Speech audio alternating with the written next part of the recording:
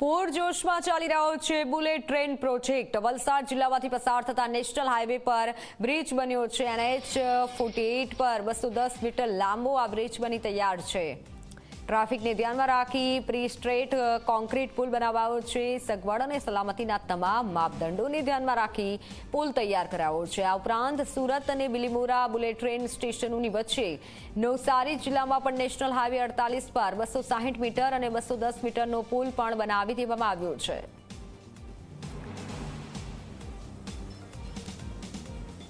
અમદાવાદથી મુંબઈ સુધી જવા માટે બુલેટ ટ્રેનની કામગીરી પૂરજોશમાં ચાલી રહી છે। ત્યારે જો વાત કરવામાં આવે વલસાડ જિલ્લાની તો વલસાડ જિલ્લામાં પણ જે બુલેટ ટ્રેનની કામગીરી ચાલી રહી છે તે પૂરજોશમાં ચાલી રહી છે।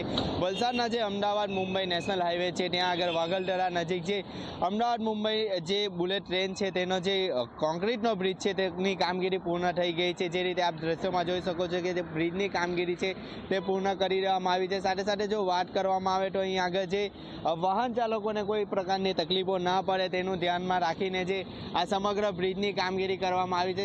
જે રીતે આ બ્રિજ બનાવવામાં આવ્યો છે નેશનલ હાઈવે પરથી પસાર થતા જે ભારે વાહન ચાલકો છે તે ભારે વાહન ચાલકોને કોઈ પણ પ્રકારની તકલીફ ન પડે તેને ધ્યાનમાં રાખીને આ બ્રિજ બનાવવામાં આવ્યો છે। જે રીતે અમદાવાદ મુંબઈ વચ્ચે જે બુલેટ ટ્રેનની કામગીરી છે તે પૂરજોશમાં ચાલી રહી છે। બુલેટ ટ્રેનનું કામગીરી પૂર્ણ કરવા માટેની જે તમામ પ્રકારની જે સાવચેતીઓ રાખવાની હોય છે તે તમામ પ્રકારની સાવચેતીઓ સાથે કામગીરી ચાલી રહી છે। સાથે જે આ બ્રિજ બનાવવામાં આવ્યો છે વાગલધરા નજીક તે 210 મીટર લાંબો કોન્ક્રીટનો બ્રિજ બનાવવામાં આવ્યો છે। જેથી જે બુલેટ ટ્રેન છે તે ઉપરથી પસાર થશે અને જે નીચેથી જે અમદાવાદ મુંબઈ જતા જે વાહનો છે તે વાહનો કોઈ પણ પ્રકારની તકલીફ ન પડે તેને ધ્યાનમાં રાખીને આ બનાવવામાં આવ્યું છે। સાથે જો વાત કરવામાં આવે તો સુરત અને જે બિલીમોરા વચ્ચે જે નવસારી જિલ્લો છે નવસારી જિલ્લા ખાતે પણ 280 મીટર લાંબો જે કોન્ક્રીટ બ્રિજ છે તેની કામગીરી ચાલી રહી છે। જે રીતે અમદાવાદ મુંબઈ બુલેટ ટ્રેનની જે કામગીરી છે તે પૂરજોશમાં ચાલી રહી હોય તેવું ચોક્કસથી લાગી રહ્યું છે।